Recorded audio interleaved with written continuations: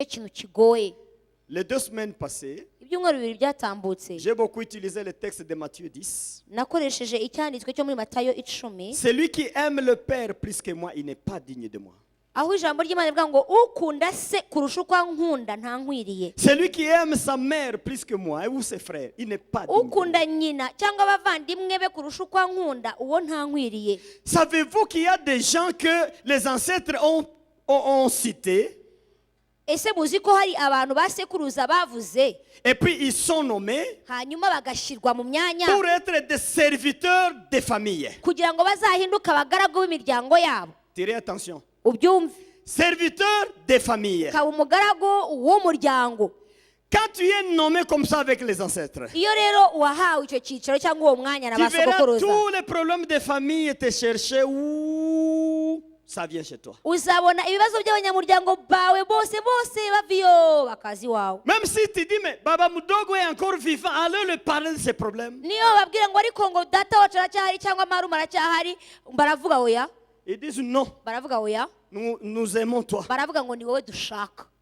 Voilà le problème. Aho ni ikibazo. Voilà le problème. Dore ikibazo. Serviteur de famille. Wahindutse umugaragu w'umuryango. Quand tu touches l'argent, Wafata ku mafaranga, il y a le fils du grand-père hakaba hari umwana wa sogokuru qui vient le soir. akaza ku mugoroba. Oh, pardon, je n'ai pas eu votre numéro, Hodi sinabonye nimero yanyu, mais je dois être ici 2 jours. ariko rwose ngiye kuza gucumbika hano iminsi 2. Je me repose un peu ici chez vous. Nje kuruhukira hano iminsi 2. 2 jours après, Nyuma y'iminsi 2 il dit non, je ne pars pas encore. akavuga ariko sindagenda, J'aime rester ici. ndumva nguwe neza. C'est un homme télécommandé. Ni umuntu wohererejwe, Il vise les 1 million que tu as reçu aje gukusanya ya miliyoni ufite pour vider 50 000. kugira ngo abanze avaneho makeya, Il mange. akarya. Je me demande si vous êtes à la portée spirituelle d'écouter ce que je vais dire. Ndagusaba kugira ngo niba uwumva uri kumwe n'umwuka w'Imana wumva amagambo ngiye kuvuga. Ce que cet homme mange, Ibyo uwo mugabo cyangwa umugore arya uri wawe, si tu observes, nubyitegereza, il doit faire tomber des miettes sans le vouloir. agomba gukora uko ashoboye hakagira ibivungukira cyangwa On l'a ibigwa envoyé. hasi, kuko yatumwe. On l'a envoyé. Yatumwe. Les ancêtres ne savaient plus comment t'attraper. Abasogokuruza barakubuze Maintenant, ntibakibasha ils ont kwinjira, délégué quelqu'un, none bohereje umuntu, c'est-à-dire le corps de quelqu'un. bohereje umubiri w'umuntu En fait, ça les aide à bien faire la mission. kugira ngo bo babashe gukora ibyo bo bashaka Quand gukora. ils viennent en esprit, Iyo baje mu ils mwuka sont difficiles à tout faire. ntibabasha kugira Ils ibindi doivent bintu prendre bakora, un corps. bagomba rero kwambara Maintenant, ils umubiri ont trouvé w'umuntu, l'enfant et un fils de famille noneho bagasanga umwana wo mu muryango qui est à la maison là. ari aho mu rugo. Cet homme, quand il mange, Uwo muntu iyo arya il doit jeter certaines miettes hari par ibiryo terre. bizamucika uko bizagenda Par kose terre. bijye hasi. Il ne connaît pas la cause. Nawe ubwe ntabyo azi, Des fois, il fait tout pour ne pas tomber, hari faire n'igihe tomber. agerageza no kubiramira Malheureusement, il y a des choses qui ariko tombent. bikagwa, Malheureusement, il y a des choses qui tombent. ugasanga hari ibyaguye. Et les enfants de la maison, mais pourquoi le Baba Mdogo mange de cette façon en jetant des choses? Noneho abana bagatangira, abana bamenyereye kurira neza ku meza bakajya bavuga kuki iyo arimo arya ati ibiryo. Non, mais ce sont les gens qui l'ont envoyé Yatumwe qui mangent sous ses pieds. nibo baza kurya kuri ibyo birenge, Ils mangent, bakarya ils mangent, bakarya ils mangent. bakarya. Mais c'est ça que faisaient tes grands-pères. Ibyo nibyo basogokuruza Mais ils bajyaga amenaient la bakora. viande et le foufou Bo bajyaga bazana imitsima, bakazana n'inyama, et des bières. bakazana Mais n'inzagwa ils construisaient des n'ibigage, petites maisons, ils allaient jeter là-bas. barabizanaga bakabizana mu ndaro bakabijugunyamo, Ça passait 2 jours. bikahamara iminsi 2. Avec les yeux, tu ne sais pas qu'on a Wowe mangé. n'amaso yawe y'umubiri ntabwo wabimenya, Mais leur père venait manger. ariko bo barazaga. Cette pratique continue aujourd'hui. Uwo muco uracyakomeza n'uyu Si munsi. tu es prisonnier des coutumes, Iyo rero uboshwe il t'envoie des n'imigenzo, membres de famille comme ça. bakohereza n'umuryango Un membre wawe, de famille qui s'assoit, bakaza bakicara aho qui ngaho, mange mais qui jette la nourriture. bakaza bakarya ariko Qui mange bagasiga mais qui jette la bakarya nourriture ariko bagasiga pour ibivungukira servir ces gens qui sont kugira ngo partis là. bakoreshwe n'aba bandi ba Et kera. quand ils mangent comme ça, Iyo barya gutyo ils sont très contents. bararyo abo Ils disent, barishima, nous mangeons la sueur de notre enfant qui est encore batangira dans le kuvuga monde. ngo natwe twariye ku cyuya cy'umwana wacu ukora. Puisque les enfants d'aujourd'hui ne se rappellent plus de leurs parents. Kubera ko abana b'uyu munsi ntibakibuka ba sekuruza, Mais celui-ci, au moins, on a pris quand même quelque chose de ariko iyo miette là. ubyibuze hari icyo twavanye muwe. Mais Jésus avait déjà dit, yesu ariko yarabivuze si tu aimes le Père plus que moi, aravuga ngo nukunda so tu n'es pas kundusha digne de moi. ntabwo Si tu aimes uzaba ton unkwiriye frère ou ta soeur plus que moi, nukunda umuvandimwe wawe tu kundusha n'es pas digne ntabwo de... uzaba unkwiriye C'est lui qui m'aime. Va unkunda prendre sa croix. azafata umusaraba we Jésus le dit. yesu niko Je avuga n'amène pas la paix parmi vous, aravuga ngo ntabwo nabazaniye mais amahoro j'amène la paix ahubwo nazanye pour inkota séparer le kugira ngo papa ntandukanye ababyeyi de son n'abana fils. babo la fille de sa mère. ntandukanye umwana na nyina Vous passez 50 ans dans l'église, mais vous ne connaissez pas, vous ne comprenez pas le sens des textes bibliques. ukamara imyaka 30 mu nzu y'imana ariko utarasobanukirwa icyo ijambo ry'imana ryakubwiye. Moi, je vous dis, s'ils ont mangé comme ça, niba rya gutyo iwawe allez regarder maintenant l'argent là où tu as mis ça. uzashaka amafaranga noneho uyabone. Oh non, mais je manque none 50 se ko 000. nta mafaranga mfite Madame, ugahamagara umugore quelqu'un est entré dans la hari chambre. umuntu watwaye amafaranga hano Dis non. kagareka Non, mais il a fait 50 none ici. se ko hari amafaranga 50 yari ari ahangaha Ça s'envole. yaciyeho Demain, des problèmes. ejo ikibazo Demain, des problèmes. ejo hakaza ikindi. C'est ça le problème de ces gens-là. abo nibyo bibazo bajya bateza Même si vous les faites manger, no abagaburira leur joie, c'est le blocage de votre côté. umunezero wabo ni uko Nous avons bakuzitira. des natures différentes. dufite kamere Elles zitandukanye sont déjà mortes. bo Nous, barapfuye nous sommes dans la chair. twebwe Nous turacyariho sommes dans le corps. turi bazima Nos besoins, ce n'est pas leurs besoins. ntabwo twebwe ibyo twifuza Quand aribyo ils bo sont bifuza. contents, nous, nous sommes en bo souffrance. baranezerewe icyo gihe ariko twebwe Quand badushyira ils mu ont mubabaro. mangé chez toi comme iyo ça, bariye iwawe ils te bloquent encore. baragufunga. Prison de famille. inzu z'imbohe gufungwa Mais quand mu tu n'as pas miryango. l'argent, amafaranga iyo ntayo et les membres de famille coupent. n'abagusura ntibaza Ils ne viennent pas, ntibaza ils ne téléphonent pas. ntibanahamagara Dès que tu as 100 000 encore, ariko wakongera kubona 1,100. pardon, tu sais que je suis en route, je voulais te voir pour un problème là. yemwe mwari muzi ko nari mu nzira nari muza kubasura. Chaque argent que tu reçois, amafaranga yose ils doivent chercher à prendre. agomba dessus. gushakisha inzira prendre dessus. bayafataho. Mes frères et mes sœurs, bene data pourquoi Dieu commence à demander à Abraham de quitter sa famille, de quitter sa patrie, de quitter là où il était? Pourquoi ça dans la Bible? ese kuki imana yahereye kuri aburahamu ikamusaba ngo nate umuryango we nate urugo rwa tera nate igihugu cyabo nate umuryango ajye aho imana izamwereka? Il engage avec l'autre. arangije ajyana na loti. Dieu continue à mettre un point d'interrogation. imana itangira kubyibazaho. Cet homme, uyu muntu cet homme, qui va le dire? Qui va l'aider? uyu muntu ninde uzamufasha? Mais quand Dieu a vu les deux se séparer, ariko imana imaze kubona il batandukanye a dit, mission réussie. yaravuze ngo ndabikoze J'ai réussi maintenant. namutandukanyije n'iwabo. C'est un enseignement dur, je sais ça. ni inyigisho ziremereye. Si ici il y a des gens qui aiment des familles, niba hari abantu bakunda imiryango yabo cyane, je suis parmi vous, j'aimais trop la famille. nakunze umuryango wanjye cyane birenze. Et si je ne veux pas dire femme et enfant, c'est pas ça.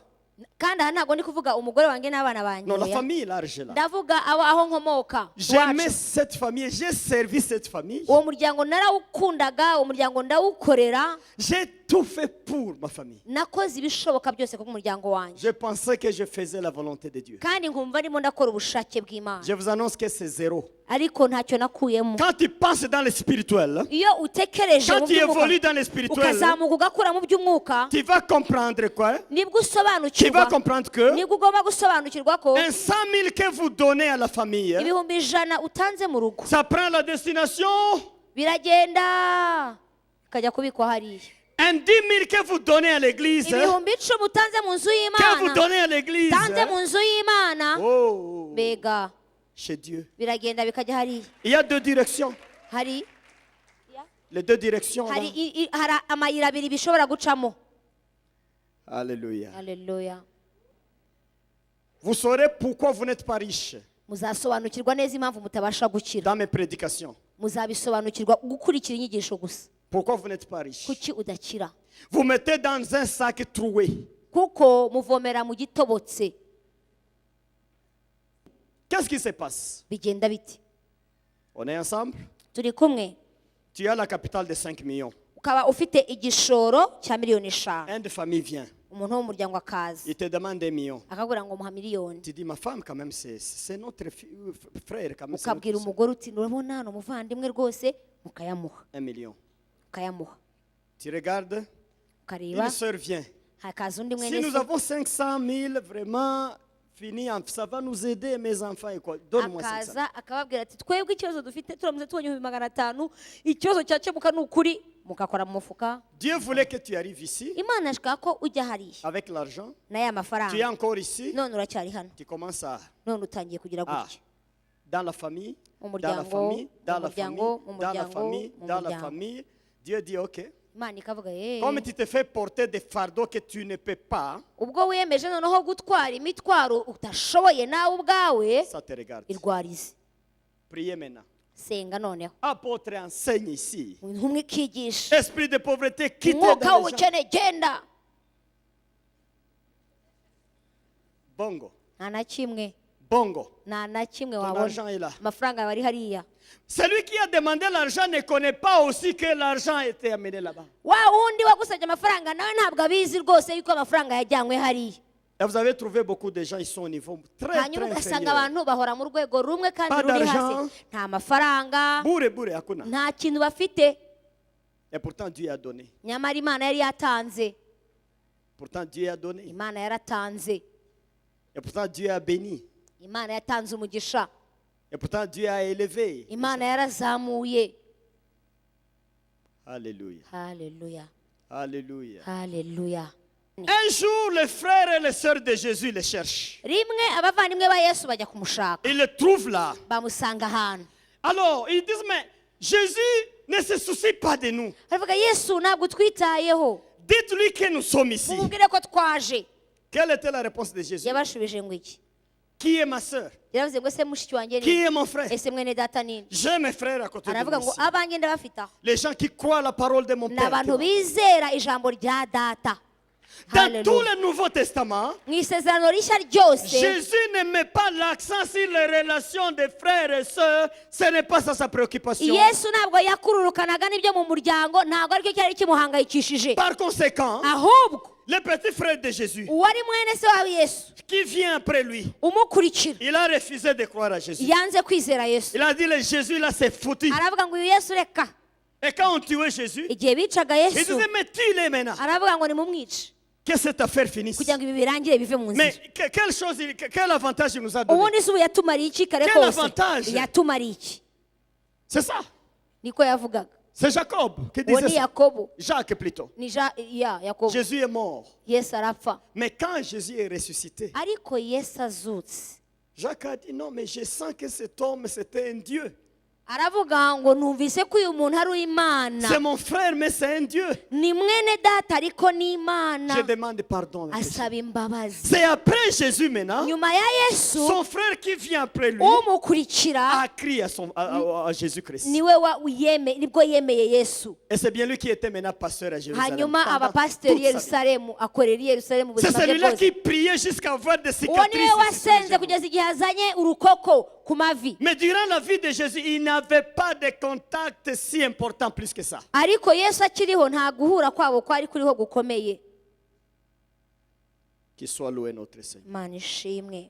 Alléluia. Haleluya. Je donne un dernier exemple et je continue Reka mbahe urugero rwa nyuma pour juste aller vers la prière. kugira ngo twerekeze mu masengesho. Il y a un riche de chez nous. Hari umuntu w'umukire iwacu, C'était vraiment un riche. yari umukire pe. Et il a engagé toute sa famille. Afata umuryango we wose, Les enfants de ses sœurs, abana ba bashiki be, de ses grands frères. abafata mu bakuru be. Toute la famille large, c'est elle qui dirigeait son entreprise. Niwe wari warafasha abantu bose bo mu muryango we kugira ngo baze bakore mu Mais un homme kazi qui a ke. beaucoup d'argent dans le pays à l'étranger, Yari afite amafaranga menshi aho mu gihugu il se ndetse no retrouve en hanze. 3 ans, Hanyuma nyuma y'imyaka 3 il a beaucoup chuté. aza Il n'y a kuhomba, plus d'argent. arahomba Il cyane, commence à s'endetter. abura amafaranga, atangira Il gufata commence à imyenda, s'endetter. atangira gufata imyenda, Il est allé chercher le féticheur. ajya gushaka umupfumu. Les féticheurs vont dire ceci. Baramubwira ngo Si tu veux récupérer la richesse perdue, aravuga ngo niba ushaka kwisubiza ubukire watakaje, chasse tout le monde. wirukane abantu bose Tout ce qui appartient à la famille, bose bo mu muryango wawe, remettez-les ubirukane à l'extérieur, ubashyire hanze, engage d'autres personnes. hanyuma uzane abandi bantu. Les démons de famille abadayimoni b'umuryango réclament l'argent à travers les gens que tu as engagés. nibo barimo bagenda basaba amafaranga yawe mu muryango wawe Il les bakayavana a muri mis bariya dehors tous. arabirukana Dans 2 ans, mu myaka ibiri il a retrouvé la arongera position arazamuka avec d'autres personnes. n'abandi bantu yari yashyizemo Malheureusement, il ne priait pas Dieu. ariko ntiyasengaga Les imana ancêtres étaient fâchés. abasekuruza bararakara Ils sont venus le prendre. baragaruka On l'a tué. baramwica Quelqu'un est venu l'a tué umuntu yaraje et a aramwica enlevé son cœur. avanamo umutima we Ce n'est pas les gens qui ont tué, mais c'était la recommandation des ancêtres. ariko ni ba sekuruza bari basabye ibyo ngibyo ngo bibeho gutyo Tu ne peux pas asseoir une entreprise avec les vrais frères de famille large et que ça puisse évoluer. Jamais. Et tu verras ça. Ça ne peut ntabwo pas ushobora kuzamura ikigo cyawe bwite ukoramo ngo nurangize ucyuzemo abantu bo mu muryango wawe nurangiza utere imbere uko ubitekereza ntabwo bishobora gukunda Moi, je pense maintenant, la conclusion, c'est quoi? noneho nkibwira nti Quand il faut aider la famille, hein, iyo ugomba gufasha umuryango j'achète les sacs du riz urafata imifuka y'umuceri et je tourne. hanyuma ukagenda ukabajyamo Amenez un sac chez tel. ukavuga mutware umufuka kwa Deux runaka shetel. mutware ibiri kwa Un runaka shetel. mutware n'undi kwa Un runaka shetel. na hariya kwa runaka Un jetel. na hariya Hein? Il se rappelle de nous aujourd'hui. bagatangira ngo aratwibutse Oui, il mange. bakarya Voilà tout. bikaba birarangiye La responsabilité familiale que tu as, inshingano wowe ufite mu muryango c'est les enfants que tu as mis au monde. n'abana wibyariye Les gens là, les ancêtres, n'utilisent pas tes enfants trop. Non, ils n'ont pas le ntabwo pouvoir. abana wibyariye akenshi abasogokuruza babakoresha Ils ne peuvent pas utiliser les enfants. ntabwo babasha gukoresha abana bawe Tu vas me wabyaye poser la question pourquoi? wakwibaza uti se kubera Il iki y a la loi de Dieu hari itegeko ry'imana qui demande à l'homme d'être responsable de ses enfants. risaba ko umugabo Qui aba demande à la ushinzwe femme abana d'être be responsable de ses gasaba enfants. umugore ko aba ashinzwe abana Là, ils n'ont yabyaye pas droit de pénétrer. rero ntabwo bafite uburenganzira bwo Mais dans la kubinjiraho famille large, ils viennent pour tirer les bénédictions que Dieu nous a. ariko bariya baturuka hirya bo baza baje kugira ngo bakurure Nous sommes ensemble. La prédication est difficile aujourd'hui. biragoye uyu munsi C'est difficile.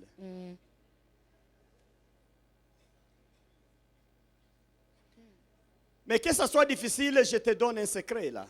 niba binagoye uko bimeze kose ugira icyo uvanamo kuko harimo ibanga Je te donne un secret. ni ibanga ndimo ndakwibira Si tu veux prospérer, nuba ushaka kugira ahantu ugera mu buzima bwawe tirez attention à wowe ça. wumve gusa bikomere byorohe umva Si tu veux payer le minerval d'un enfant de la famille, niba ushaka kwishyurira ishuri umwana wo mu muryango w'iwanyu va toi-même uzagende ujye aho Prenez bishyura chèque. ufate sheke et donner, transférer au compte de uyatange kuri l'école. konti Ah. y'ishuri aho uzaba ugikoze Mais quand tu amènes le billet comme ça, ariko nutwara inoti gutyo tu donnes à ce monsieur-là, ugaha papa wa kanaka lui aussi ne sait pas. nawe ntabyo azi Et comme il ne prie pas beaucoup, kuko adasenga cyane les ancêtres disent donne ces ba billets. basekuruza bahita bayatwara Donne ces billets. zana On va photocopier les turagenda billets tuzifotore avec les photocopieuses de là bakoresheje ibimashini bifotora bya et il hariya garde la copie là-bas. bagumane kopi Demain, trouve autre encore. hanyuma ejo ushakishe we Vous me captez? uranyumva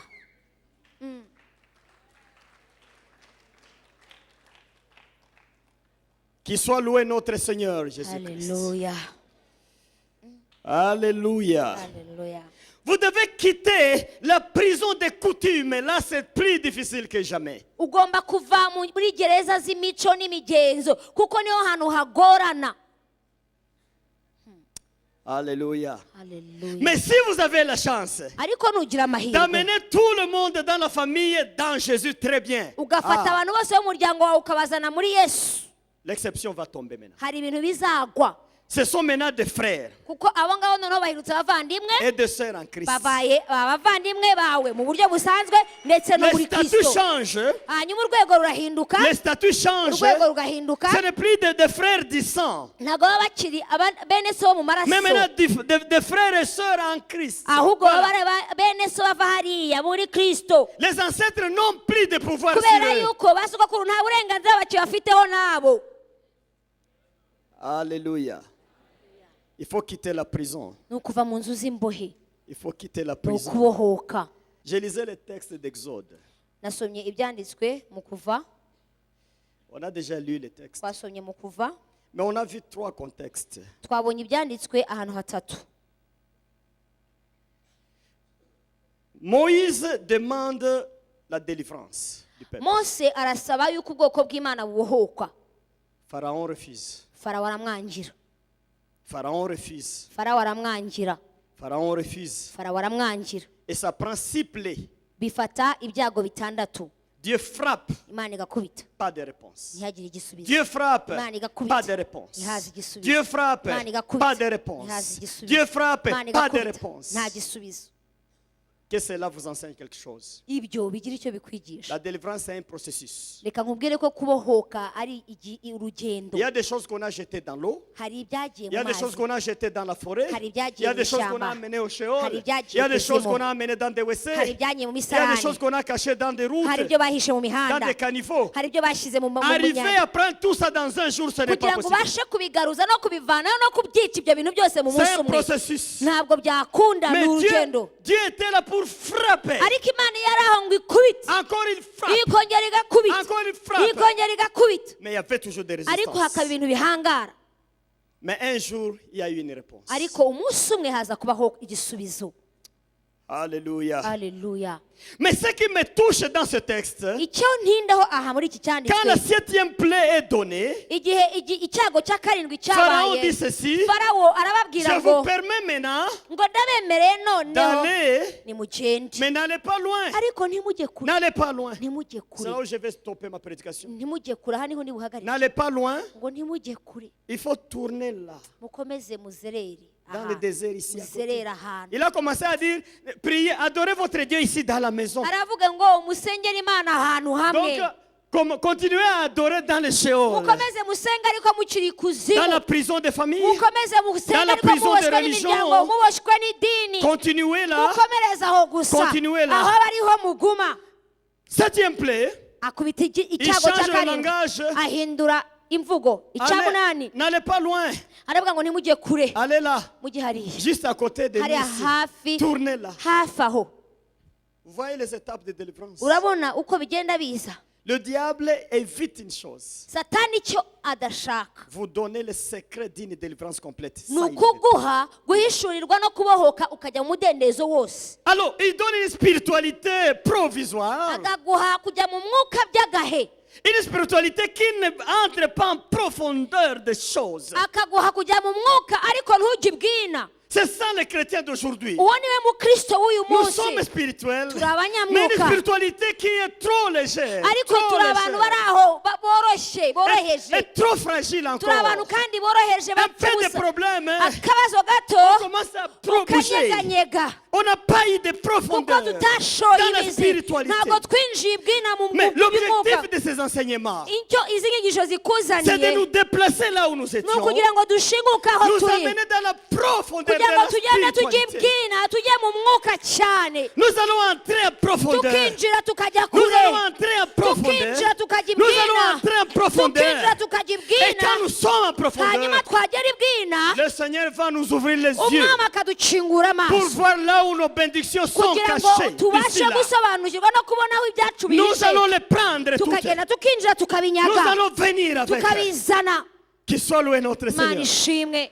Je connais un garçon dans les quartiers qui battait tous les garçons. nzi umwana umwe mu gace twabagamo wakubitaga abantu bose, Lui, il battait tout le monde. yakubitaga abantu bose, Il battait tout le monde. yakubitaga abantu bose. Mais un jour, un autre est venu haza noneho kuza undi umwe et il nous a dit, aratubwira un homme comme ça, aratubwira umuntu nk'uyu qui rero donne 2 coups à la fois, ukubita il te fait comme ça, mais il jette un judo, tu es par terre. akagukubita rimwe akagutera umugeri ukarambarara. Si tu veux l'attaquer, aravuga nushaka il ne kumutera faut pas trop l'approcher. ntukamwegere, Il faut faire des gestes pour rentrer en ahubwo arrière. ugire gutya ugire gutya. Un jour, rimwe il s'est battu avec un autre. azahugana Qui na avait wundi ce secret-là. noneho akora wari ufite Alors, ryabanga. quand il voulait faire le geste qu'il a igihe l'habitude de yashatse faire, kugira gutya l'autre a serré derrière. aramukwepa, Le batteur des autres noneho wa wundi wakubitaga est abandi tombé pas avec son coup lui-même. aramuhusha kubera imbaraga Et nyinshi l'autre aragwa, l'a pris au cou. noneho wa wundi ahita amufata. Le quartier entier a dit, agace kose wow! karasakuza, Nous connaissons les secrets tuzi aujourd'hui. ibanga noneho. Mais Jésus-Christ, yesu il rero connaît tous les secrets du wazi combat. amabanga yose yo Mais pour kurwana, qu'il nous enseigne ce ari secret, ukugira ngo nous yatwigishe devons entrer en profondeur tugomba des kujya choses. ibwina, Nous devons entrer en profondeur tugomba de la kujya spiritualité. ibwina mu mwuka. Mais quand nous entrons en profondeur de la twakwinjira ibwina mu mwuka nous allons maîtriser les tuzabasha combats. kubasha kurwana. L'ennemi umwanzi aura peur de nous. azadutinya. La profondeur des choses. kujya ibwina mu bintu. Alléluia. Haleluya. La profondeur des choses. Ibwina mu bintu. La profondeur des choses. Kajya ibwina. N'ayez pas de spiritualité là superficielle. Ntukajya ujya hejuru gusa Tu imites les autres. ukigana abandi. Tel a l'habitude de faire ceci. Kanaka ajya abigenza atya, Tel parle la langue de cette façon. kanaka ajya avuga indimi Tel zisa prêche gutya, comme ça. uno navuga Entrez gutya. en profondeur. Injira ibwina. Tel délivre comme Uyu ça. nguyu abohora atya. Entrez en profondeur. Injira ibwina. Il y a beaucoup de méthodes. kubera ko hari uburyo bwinshi bikorwa Dieu a n'ibyo. beaucoup de méthodes. Imana ifite uburyo bwinshi Il y a bikora, beaucoup de systèmes de kandi afite uburyo délivrance. bwinshi n'imikorere myinshi C'est ça qu'il akoresha. veut nous enseigner ici. Ibyo nibyo ashaka kukwigisha nawe. Alléluia. Haleluya. Quand nous entrons en profondeur Iyo des twigisha choses, ibwina, le diable aura maintenant peur. satani atangira kudutinya, Eh. akavuga uyu nawe, Celui-là connaît mes uyu secrets. déjà. yabimenye, Celui-là connaît mes uyu secrets. yasobanukiwe. Vous allez mener une bonne vie. aho ngaho niwe Parce uzabaho que le diable neza, a peur de vous. kuko satani azatangira Que kugutinya. Dieu soit loué. Imana ishimwe. Le secret, c'est dans la profondeur. Ibanga riri ibwina, C'est dans la profondeur. riri ibwina, Dans la profondeur. ibwina. Combien de gens se sont butés à un mur des gens de l'esprit? Ese ni bangahe bamaze kugonga ibibambasi mu mwuka, Les cantiques ne consolent plus le cœur. Voilà. ugasanga indirimbo ntizikigufasha, Tu pries, non. ça ne- ugasenga ntibigufashe, Tu prêches, non. ça ne- ukabwiriza ntibigufashe, Tu es bloqué déjà. kuko hari ahantu wakubise, Tu dois entrer en hari ahantu profondeur. waheze. En profondeur. Ugomba kujya ibwina, En profondeur. ugomba kujya ibwina. Haleluya. Tu dois entrer dedans. Ugomba En kwinjira, profondeur. ugomba kwinjira. C'est ça qu'Ézéchiel a Ibyo vu. nibyo Ezekiyeli Quand la yabonye rivière quittait dans le temple, igihe yabonye ya migezi isohoka mu nzu l'ange y'Imana, l'a fait traverser la rivière marayika aramwambutsa, et l'eau arrivait à ce niveau. amazi amugeramo hano, L'ange dit rentre encore, il rentre. arongera amubwira ngo injira. Encore nous allons traverser. Aravuga ngo tugiye Il traverse l'eau, arrive yinjiye à mu ce mazi, niveau. amazi amugera mu mavi, Il dit rentre. aramubwira ngo subira inyuma, Traverse encore. ongera wambuke, L'eau arrive ici. amazi amugera mu Il dit rukenyerero, rentre encore. arongera asubira inyuma, Traverse. aramubwira Il ngo traverse. ambuka, Finalement, il voit l'eau amazi qui atangira commence à arriver à des dimensions. kumurengera. Il dit à l'ange, Arabwira ce marayika, n'est plus possible de aravuga ngo marcher. ntabwo bikibashika Il ko faut maintenant nagenda, nager. ubu ngomba koga. Nager, c'est symbole d'aller dans la foi. Koga ni ukuvuga ngo ni ukwinjira Dans la mu ki, ni profondeur ukwinjira des ukagenda choses. ukajya ibwina mu bintu. Le secret de briser cette maladie, Ibanga ryo kumenagura iyo ndwara, cette maladie-là, ubwo burwayi, nous allons trouver le secret dans la profondeur. tuzasanga ibanga ryabyo ibwina. Alléluia. Haleluya. Le secret de briser toutes les malédictions là. Ibanga ryo kugira ngo ubashe Nous kuvana iyo mivumo avons le yose, secret dans la profondeur des choses. nuko twinjira tukagenda tukagera ibwina, niho tubona ayo mabanga. Il faut accepter la Ugomba profondeur. kwemera kujya ibwina. Si le monde acceptait la profondeur des Iyaba choses, isi yajyaga yemera kwinjira le monde ibwina, pouvait changer en un seul jour. isi de redescendre. yahinduka mu munsi umwe. Si une famille accepte la profondeur, Hagize umuryango wemera il y kujya aura un ibwina, changement immédiatement. hashobora kubaho Si impinduka ton nyinshi. cœur accepte la profondeur des Uyu choses, munsi ni umutima wawe wemera kujya les choses ibwina, vont changer. hari ibintu biza guhinduka. Enlevez l'habitude que tu as Vanaho là. ibintu Tu as usanganywe, reçu une habitude là. vanaho ibintu Une wasanze, mauvaise habitude. vanaho ibintu Tu wakiriye es déjà dur dans la foi. wamaze kwikomeza mu, De manière que les choses ne passent plus. ku buryo ibintu bitakibasha kugenda. Non, c'est pas ça. Ntabwo ari uko Entrez en bigenda. profondeur. Injira ibwina. Écoutez-moi, je termine. Umva Mais, nsoza. mais quand Ézéchiel entre dans la profondeur, Igihe bagiye ibwina mu mazi, les pieds ne touchent plus la terre. ntabwo yari akibasha no gukora hasi. Il est comme ça. Yatangiye kureremba, Et il commence à nager. atangira koga. C'est-à-dire quoi? Bishatse kuvuga Il iki? ne touche plus la terre. Ntakibasha gukora. Il ne touche plus les réflexions humaines. Haleluya. Il n'est Ntabwo plus akiri dans les hasi, rationnels. ntabwo acyumva ibintu Il byo n'est plus hasi, dans les ntabwo habitudes. itekereza bya bintu Maintenant, bisanzwe. il est avec le Ahubwo Seigneur. ari ahantu mu Avec Dieu. kirere, arimo Voilà aragenda. les exploits que Dieu prévoit pour son Ibyo ni Église. byo ibikomeye Imana iteganyiriza bazakorana nayo. Nous devons nager dans la foi. Tugomba koga mu C'est mwuka. notre moment de nager dans la Ni foi. igihe cyacu cyo koga mu gihe cyo Non pas aller kwizera. avec nos pieds, Ntabwo non. tugendesha amaguru yacu, Ce n'est plus nos pieds. ntabwo ari amaguru Nos yacu. pieds ont donné les habitudes de Amaguru religion. yacu yamaze gufata kamere Nos pieds ont marché n'imigenzo. sur la terre. Ntabwo tugendera kuri ubu Nous butaka, avons besoin de nager avec ahubwo tugomba Jésus-Christ. kugenda twoga. Pierre a essayé de faire ça. Petero yaragerageje Il a rimwe, essayé. rimwe Et Jésus yaragerageje. a dit oui, quitte le Yesu bateau. aravuga ngo nibyo va mu Quitte bwato, le va muri ubwo bateau. bwato, Viens me suivre. ngwino. Vous avez des problèmes quand vous êtes sur la terre. Ugira ibibazo uri ku butaka, Quand vous êtes dans les conforts, vous avez des iyo uri problèmes. ahantu uguwe neza ugira Saute ibibazo, un peu. vaho. Saute, suis-moi. Have. Et Pierre a essayé. Hanyuma Petero Évidemment, il a aragerageza, marché. atangira kugendera ku Par la mazi, foi, il a marché. agendera ku mazi. Quand il a eu l'idée encore Ariko yongeye gutekereza, yarebye de amazi, ses pieds, iyo yarebye amaguru ye où sont mes aravuga amaguru yanjye ari kugendera ku cyo ariko harya ubundi Un homme comme ça, umuntu il nkanjye a commencé. atangira Et kwirira Jésus, heureusement, là, yesu araza aramurohora Pierre vient. yesu aramurohora Mais heureusement, tu as marché quand même sur les eaux. wagenze utyo Nous allons marcher sur les eaux dans la foi. tuzagendera hejuru y'amazi dukoresheje kwizera haguruka maze dusenge Alléluia. haleluya Mais aussi nous jetons quelques balles ariko turohereza n'ibisasu dans la prison des familles. turohereza mu nzu Dans la prison des religions. gereza z'imiryango Que Dieu nous gereza libère. y'idini Prions le hanyuma Seigneur Imana ensemble. itubohore reka dusengere hamwe Prions le senga. Seigneur ensemble. senga Alléluia. haleluya Alléluia. haleluya Oui, Seigneur. yego mwami Oui, Seigneur. yego mwami Oui, Seigneur. yego mwami Nous entrons dans la profondeur. turinjira ibwina Nous acceptons d'entrer dans la profondeur. turemera kwinjira Nous ibwina acceptons d'entrer dans la turemeye profondeur. kwinjira ibwina Nous acceptons d'entrer dans la turemeye profondeur. kwinjira ibwina Nous acceptons d'entrer dans la profondeur. Nous acceptons d'entrer dans la profondeur. Nous acceptons d'entrer dans la profondeur. Nous acceptons d'entrer dans la profondeur. Nous acceptons d'entrer dans la profondeur. Nous acceptons d'entrer dans la profondeur. Nous acceptons d'entrer dans la profondeur.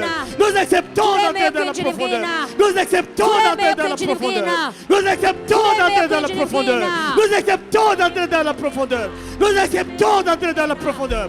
Nous acceptons d'entrer dans la profondeur. Nous acceptons d'entrer dans la profondeur. Nous voulons entrer dans la profondeur des choses. Oh, alléluia. Nous entrons dans la profondeur des choses. Nous entrons dans la profondeur des choses. Nous entrons dans la profondeur. Nous entrons dans la profondeur. Nous entrons dans la profondeur. Nous entrons dans la profondeur. Nous voulons nager avec toi, Seigneur. Nous voulons nager dans la foi. Nous voulons nager dans la foi. Nous voulons nager dans la foi. Nous voulons nager dans la foi. Nous voulons nager dans la foi. Nous voulons nager dans la foi. Nous voulons nager dans la foi. Nous voulons nager dans la foi. Nous voulons nager dans la foi. Nous voulons nager dans la foi. Nous voulons nager dans la foi. Nous voulons nager dans la foi. Nous voulons nager dans la foi. Nous voulons nager dans la foi. Amen. amen Amen. amen Je m'excuse beaucoup. ndabitwararikaho Je demande pardon, frères et sœurs. ndabasaba bene data Vraiment, si vous me pardonnez, je suis content. n'umumbabarira kandi biranezeza Quelqu'un s'est battu contre le diabète hari umuntu warwanye na diyabete cyane et il a fait un bon combat. arwana neza pe Dieu a déjà donné les pètes. imana yamaze kumuha amaranka Il a mis ça sur cette personne. yamushyizeho amaranka uwo muntu Mais le diable est trop fâché. none satani ararakaye Il cyane dit que non, je dois lutter. aravuga ngo ndagomba gukomeza kurwana C'est n'uwo pourquoi muntu j'intercoupe la prière. niyo mpamvu mbaye mpagaritse hano gato Ensemble, nous allons détruire les armes de diabète complètement. tugiye none ahangaha gusenya intwaro zose za diyabete Faisons ça. Une reka minute. tubikore mu izina rya yesu Au nom de Jésus-Christ. Au nom de Jésus-Christ. Au nom de Jésus-Christ. Au nom de Jésus-Christ. izina rya yesu Diabète. kirisito Au nom de Jésus, nous te cassons. Au nom de Jésus, nous te brisons. Au nom de Jésus, nous te brisons. Au nom de Jésus, nous te brisons. Au nom de Jésus, nous te brisons. Au nom de Jésus, nous te brisons. Au nom de Jésus, nous te brisons. Au nom de Jésus, nous te brisons. Au nom de Jésus, nous te brisons. Au nom de Jésus, nous te brisons. Au nom de Jésus, nous te brisons. Au nom de Jésus, nous te brisons. Esprit de diabète disparaît. Esprit de diabète, nous te cassons. Nous jetons des balles. Nous cassons au nom de Jésus. Nous cassons au nom de Jésus. Nous cassons au nom de Jésus. Nous cassons au nom de Jésus. Nous cassons au nom de Jésus. mu izina rya yesu kirisito Alléluia. haleluya Alléluia. haleluya Que Dieu vous bénisse. imana ibaha umugisha Que Dieu vous donne la victoire en tout. imana kandi ibaha ubutsinzi mwese Qui vous donne la victoire en tout ce que vous faites. kandi umwami abaha ubutwari abahe n'ubutsinzi kuri ibyo bintu byose Amen. Amen. amen Uribu herizima rikome sifu